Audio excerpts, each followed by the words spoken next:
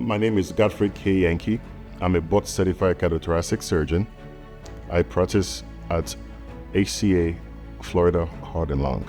My mom gave birth to me when she was about 17 years old, and she always wanted to be a medical doctor. But because of me, she couldn't, and she ended up doing nursing, so she became an OB/GYN nurse. And my interaction with some of the physicians that my mom worked with actually led me to pursue the profession of medicine. There's a plethora of cardiothoracic surgical procedures, and I engage in almost all of them with the exception of heart transplant, since it's a community hospital. Some of the procedures that I've undertaken have been coronary vascularization, i.e. CABG, which is one of our common procedures that we do when patients have blockages in their coronary arteries.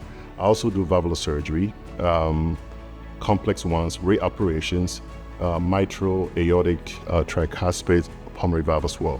I also undertake an endocarditis surgical procedures as well, which is disinfection of the valves, and that also entails a little bit more of a specialized form of the techniques that we employ during our usual cases.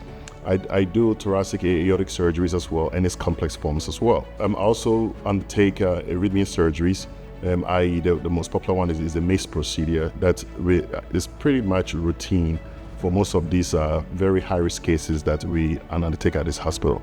There's nothing else in medicine that interests me as much as cardiothoracic surgery. It's one of the few disciplines in my life that keeps me very focused. I enjoy coming to work every single day to see my patients.